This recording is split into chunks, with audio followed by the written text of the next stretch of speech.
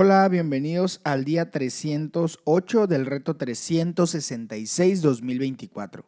El devocional de hoy se llama ¿Cómo acercarse a Dios? El libro de Hebreos parece dirigirse a los cristianos judíos y cuanto más lo estudio, más me gusta. Está escrito de una manera que parece extraña a nuestros oídos modernos. El lenguaje está empapado del Antiguo Testamento. Se trata de esta pregunta vital. ¿Cómo puedes acercarte a Dios? La pregunta del autor es esta. La respuesta del autor es esta. A través de Jesús, nuestro gran sumo sacerdote. El sumo sacerdocio de Jesús es el culmen de esta carta, la cual es el único documento del Nuevo Testamento donde expresamente se llama sacerdote a Jesús. La obra sacerdotal de Jesús se da a entender en otros lugares. Por ejemplo, la oración sumo sacerdotal de Jesús en Juan 17 y la descripción que Juan hace de Jesús como abogado ante el Padre en 1 de Juan 2:1. Pero es aquí, en el libro de Hebreos, donde este tema se presenta y se aborda. Vamos a leer el Salmo 119 del versículo 153 al 160. Dice lo siguiente. Recuerda que estamos leyendo la Nueva Versión Internacional.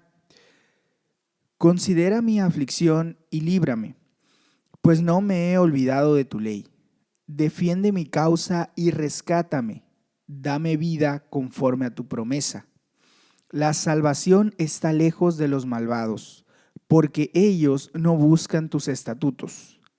Grande es, Señor, tu misericordia. Dame vida conforme a tus leyes. Muchos son mis adversarios y mis perseguidores, pero yo no me aparto de tus mandatos. Me repugna mirar a estos traidores, porque no cumplen tus palabras. Mira, Señor, cuánto amo tus preceptos. Conforme a tu gran amor, dame vida. La suma de tus palabras es la verdad. Tus justas leyes permanecen para siempre.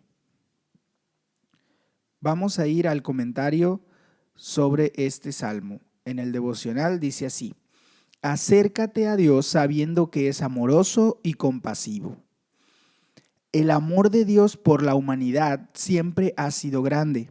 Grande es, Señor, tu compasión. El salmista conocía el amor de Dios. Conforme a tu gran amor, dame vida. Él sabía que Dios era un libertador. Habla de redención y salvación. Sabía que Dios lo liberaría, redimiría y salvaría. Y fue por eso que supo que podía acercarse a Dios con confianza. Lo que no sabía era cómo lo salvaría Dios. Al leer el Antiguo Testamento, incluyendo este salmo, a través de la lente del Nuevo Testamento, podemos ver que aquello que el salmista describe se hace posible por el sumo sacerdocio de Jesús. Oramos, Señor, gracias por tu gran amor y compasión. Gracias por haberme hecho posible que por medio de Jesús fuese liberado, redimido y salvado. Vamos a leer Hebreos 4:14 al 5:10. Dice lo siguiente: por lo tanto, ya que en Jesús, el Hijo de Dios, tenemos un gran sumo sacerdote que ha atravesado los cielos, aferrémonos a la fe que profesamos. Porque no tenemos un sumo sacerdote incapaz de compadecerse de nuestras debilidades, sino uno que ha sido tentado en todo de la misma manera que nosotros, aunque sin pecado. Así que acerquémonos confiadamente al trono de la gracia para recibir la misericordia y encontrar la gracia que nos ayuden oportunamente. Hebreos capítulo 5. Todo sumo sacerdote es escogido de entre los hombres. Él mismo es nombrado para representar a su pueblo ante Dios y ofrecer dones y sacrificios por los pecados. Puede tratar con paciencia a los ignorantes y extraviados, ya que Él mismo está sujeto a las debilidades humanas. Por tal razón, se ve obligado a ofrecer sacrificios por sus propios pecados, como también por los del pueblo. Nadie ocupa ese cargo por iniciativa propia. Más bien, lo ocupa el que es llamado por Dios, como sucedió con Aarón. Tampoco Cristo se glorificó a sí mismo haciéndose sumo sacerdote, sino que Dios le dijo: Tú eres mi hijo, hoy mismo te he engendrado. Y en otro pasaje dice: Tú eres sacerdote para siempre, según el orden de Melquisedec. En los días de su vida mortal, Jesús ofreció oraciones y súplicas con fuerte clamor y lágrimas al que podía salvarlo de la muerte, y fue escuchado por su temor reverente. Aunque era hijo, mediante el sufrimiento aprendió a obedecer. Al ser así perfeccionado, llegó a ser autor de salvación eterna para todos los que le obedecen, y Dios lo nombró sumo sacerdote según el orden de Melquisedec. Según el orden de Melquisedec. Vamos a volver al devocional para leer el comentario sobre Hebreos. Dice lo siguiente: acércate a Dios por medio de Jesús, el gran sumo sacerdote. Es asombroso que tú y yo podamos acercarnos al Creador del universo con confianza y osadía. Por supuesto, debemos ser respetuosos, pero no necesitamos ser tímidos o temerosos. ¿Cómo es posible? Cuando el escritor introduce el tema central de su carta, el sumo sacerdocio de Jesús, subraya que el propósito principal de su carta es este: aferrémonos a la fe que profesamos. Aprender más acerca de quién es Jesús te permite mantenerte firme en tu fe durante las tormentas y las tentaciones de la vida. Jesús es único. El gran sumo sacerdote es a la vez el Hijo de Dios y plenamente humano. Él es capaz de simpatizar con nuestras debilidades y ha sido tentado en todo de la misma manera que nosotros, aunque sin pecado. Jesús tuvo todos los mismos sentimientos que tú tienes. Tuvo momentos en los que se sintió tentado a hacer lo malo, pero siempre eligió hacer lo correcto. Al hablarle en oración, puedes saber que Él sabe cómo te sientes. Existían 3 requisitos necesarios para el sacerdocio. Primero, humanidad. Segundo, compasión. Y tercero, nombramiento divino. Cumpliendo estos 3 requisitos, Jesús encaja exactamente en este rol. Pero Jesús pertenecía a la tribu de Judá, no a Leví, y por lo tanto carecía de la calificación para el sacerdocio normal, el cual estaba compuesto por los descendientes del hermano de Moisés, Aarón, quien era levita. Así, el escritor lo identifica con un nuevo orden de sacerdotes, identificado con Melquisedec, el personaje del Antiguo Testamento, quien fue sacerdote del Altísimo y ministro de Abraham. Según Génesis 14, 18 al 20. El libro de Hebreos muestra cómo el sacerdocio de Melquisedec era superior al de Aarón en todos los sentidos. Este sacerdocio es eterno porque el sacerdocio de Jesús es como el de Melquisedec. Por lo tanto, es eficaz en todas las épocas. Afecta a los que vivieron antes de Jesús, así como a todos aquellos que vivan después de él. Jesús es nuestro representante. Él es el sacerdote modelo y muy superior a cualquier otro sacerdote. Jesús adquirió experiencia a través de las cosas que sufrió. Dios usa todo en tu camino, por más doloroso que sea, para que ganes experiencia. Puedes aprender a usar tu dolor para el bien de otra persona. Joyce Meyer escribe que Dios usará todo en nuestro pasado. No importa lo doloroso que sea, pues Él lo considera experiencia. Soy una especialista en superar la vergüenza, la culpa, la mala imagen de mí misma, la falta de confianza, el miedo, la ira, la amargura, la autocompasión, etc. Sé positivo acerca de tu pasado y tu dolor y date cuenta de que todo puede usarse para bien en el reino de Dios. Como nosotros, Jesús ganó experiencia a través de lo que sufrió. Sin embargo, a diferencia de nosotros, Él no tiene pecado. Por lo tanto, no necesita ofrecer sacrificios por sus propios pecados. Él es autor de salvación eterna para todos los que le obedecen. Podemos acercarnos confiadamente al trono de la gracia para recibir misericordia y hallar la gracia que nos ayude en el momento que más la necesitamos. Cuando pides perdón por tu pasado, puedes saber que recibirás misericordia. Al pedir ayuda para tu futuro, puedes saber que recibirás la gracia que nos ayuda en cualquier necesidad que tengas y cualquier dificultad que enfrentes en este momento. La imagen del trono es una manera de enfatizar la majestad y la gloria de quien se sienta en ella, Dios. Y a través de Jesús puedes acercarte a Dios en oración y adoración sin importar cómo te sientas o lo que hayas hecho. Oramos, Señor Jesucristo, mi gran sumo sacerdote, gracias por haberme hecho posible que me acerque al trono de la gracia con confianza. Gracias porque hoy puedo recibir misericordia y encontrar la gracia que me ayuda en mi momento de necesidad. Vamos a leer Ezequiel 1 al capítulo 3, versículo 27. Ezequiel capítulo 1. En el día quinto del mes cuarto del año 30, mientras me encontraba entre los deportados a orilla del río Quebar, los cielos se abrieron y recibí visiones de Dios. Habían transcurrido 5 años y 5 meses desde que el rey Joaquín fue deportado. En este tiempo, mientras el sacerdote Ezequiel, hijo de Busí, estaba a orillas del río Quebar, en la tierra de los babilonios, el Señor le dirigió la palabra y su mano estaba sobre él. De pronto me fijé y vi que del norte venía un viento huracanado con una nube inmensa rodeada de un fuego fulgurante y gran resplandor. En medio del fuego se veía algo semejante a un metal refulgente.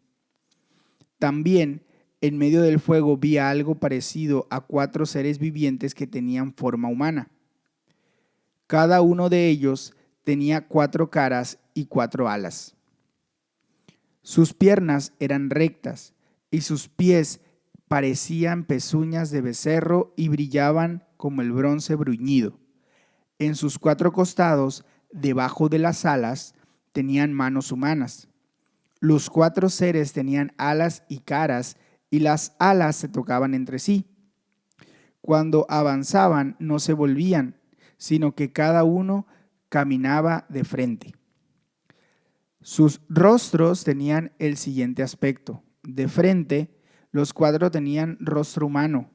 A la derecha tenían cara de león, a la izquierda de toro y por detrás de águila. Así eran sus caras. Sus alas se desplegaban hacia arriba. Con 2 alas se tocaban entre sí, mientras que con las otras 2 se cubrían el cuerpo. Los 4 seres avanzaban de frente. Iban a donde el espíritu los impulsaba y no se volvían al andar. Estos seres vivientes parecían carbones encendidos o antorchas que se movían de un lado a otro. El fuego resplandecía y de él se desprendían relámpagos. Los seres vivientes se desplazaban de un lado a otro con la rapidez de un rayo. Miré a los seres vivientes de 4 caras. Entonces vi que en el suelo, junto a cada uno de ellos, había una rueda. Las 4 ruedas tenían el mismo aspecto, es decir, brillaban como el topacio y tenían la misma forma. Su estructura era tal que cada rueda parecía estar encajada dentro de la otra. Las ruedas podían avanzar en las 4 direcciones sin tener que volverse. Las 4 ruedas tenían aros altos e impresionantes y estaban llenas de ojos por todas partes. Cuando los seres vivientes avanzaban, las ruedas se movían con ellos y cuando se levantaban del suelo, también se levantaban las ruedas. Los seres iban a donde el espíritu los impulsaba y las ruedas se elevaban juntamente con ellos, porque el espíritu de los seres vivientes estaba en las ruedas. Cuando los seres se movían, las ruedas también se movían. Cuando se detenían, las ruedas también se detenían. Cuando se elevaban del suelo, las ruedas también se elevaban. Las ruedas hacían lo mismo que ellos, porque el espíritu de los seres vivientes estaba en las ruedas.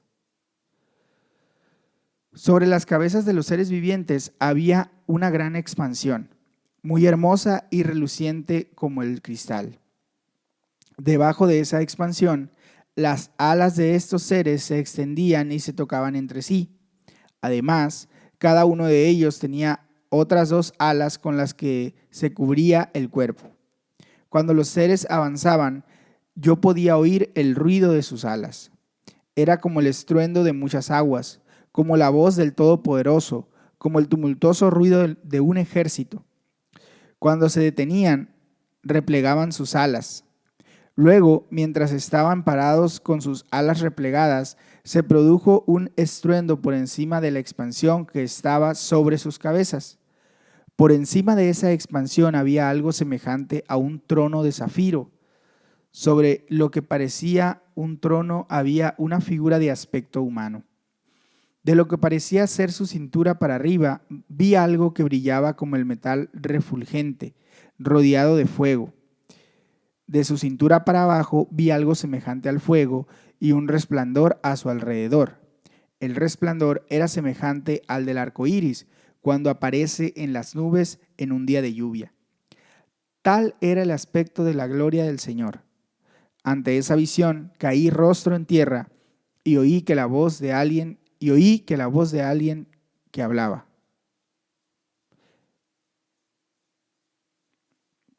Ezequiel capítulo 2.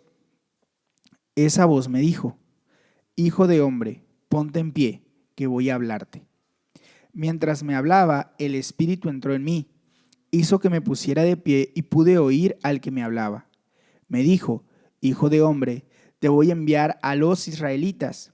Es una nación rebelde que se ha rebelado contra mí.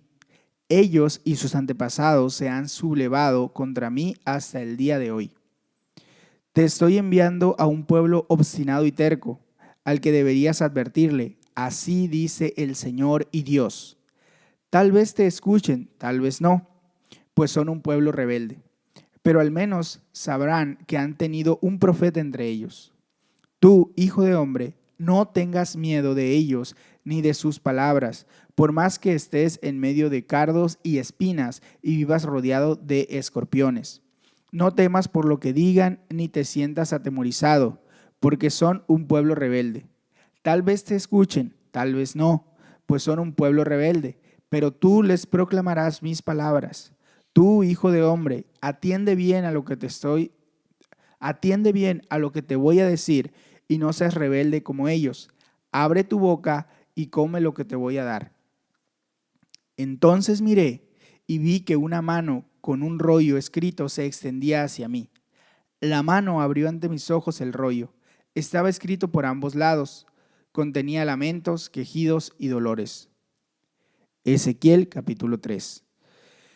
Y me dijo: Hijo de hombre, cómete este rollo escrito y luego ve a hablarle al pueblo de Israel. Y abrí la boca y él me hizo comer el rollo. Luego me dijo: Hijo de hombre, cómete el rollo que te voy a dar, cómete el rollo que te estoy dando hasta que te sacies. Me lo comí y era tan dulce como la miel. Otra vez me dijo: Hijo de hombre, ve al pueblo de Israel y proclámale mis palabras. No te envío a un pueblo de idioma confuso y difícil de entender, sino al pueblo de Israel. No te mando a muchos pueblos de lenguaje complicado y difícil que no puedas comprender.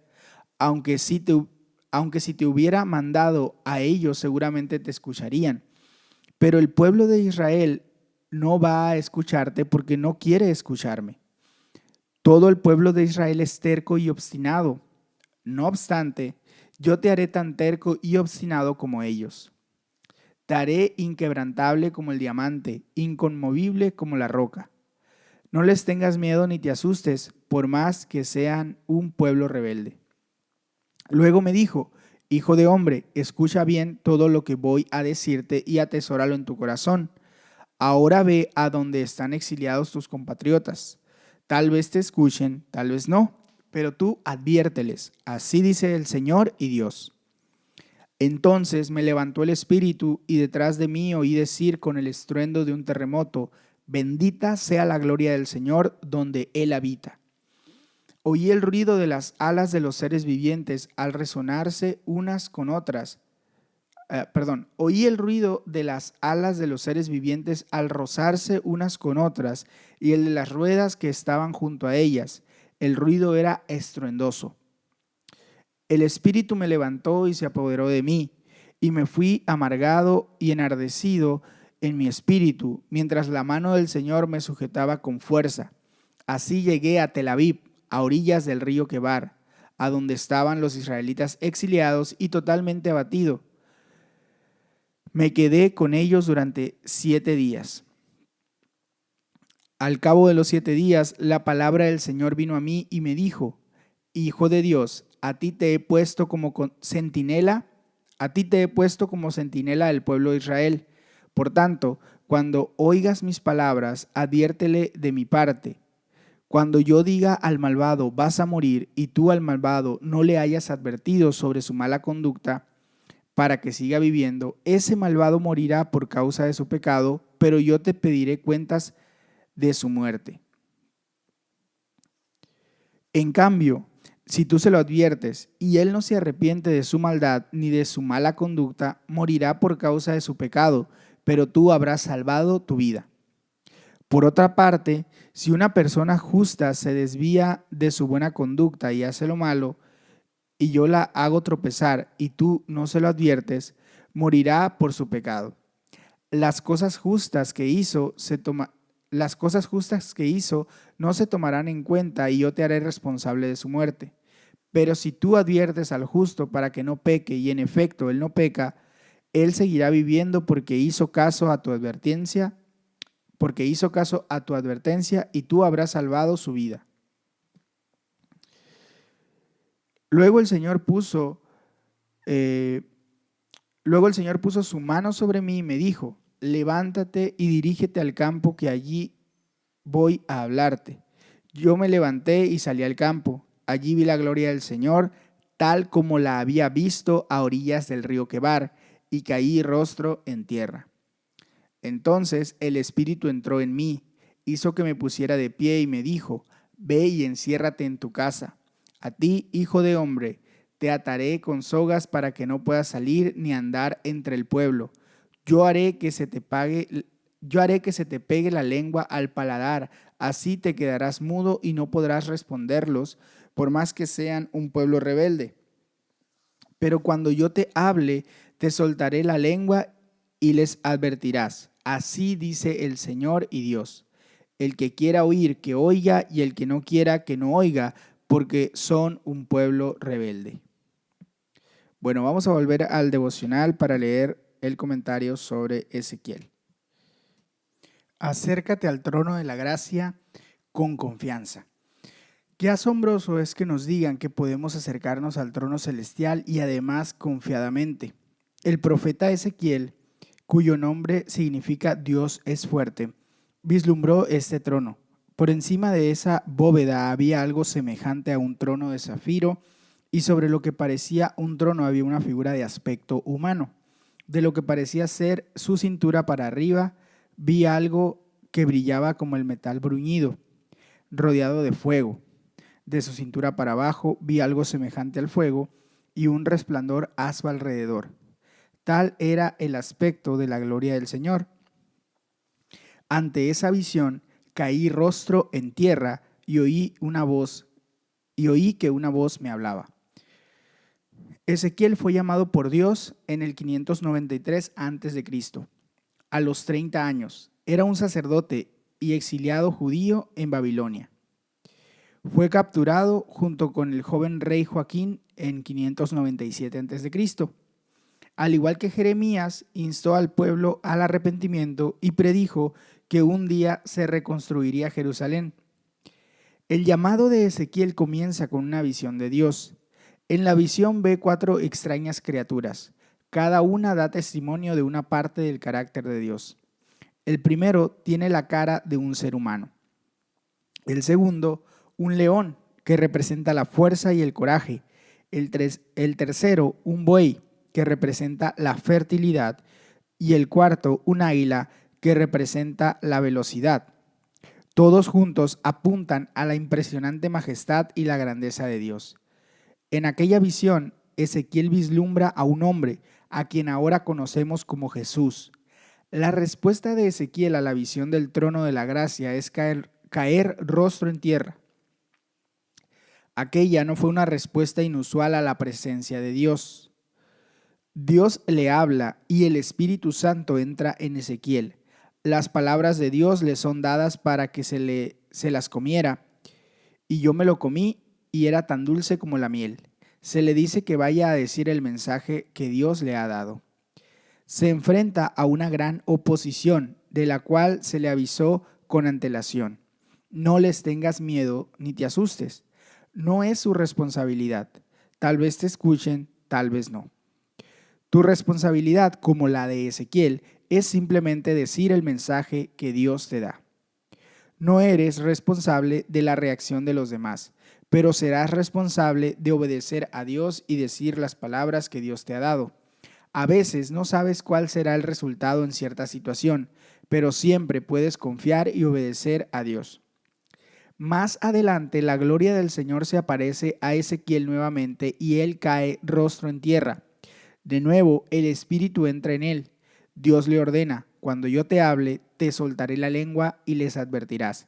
Así dice el Señor omnipotente. Oramos. Señor, gracias por el inmenso privilegio de que a través de tu sacrificio como gran sumo sacerdote puedo acercarme hoy al trono de la gracia con confianza. Pipa añade sobre Hebreos 4:16, así que vamos a acercarnos a Él y conseguir lo que está tan dispuesto a darnos. Tomamos la misericordia y aceptamos la ayuda. Dice Pipa, eso es tener confianza. Hasta aquí llega el devocional de hoy. Recuerda que puedes tomar un tiempo para orar y meditar en la palabra que hemos leído. También puedes compartir este devocional con alguien que creas que le será de bendición. O simplemente nos puedes ayudar compartiendo este enlace en tus redes sociales. Que Dios te bendiga, que tengas excelente día. Hasta mañana.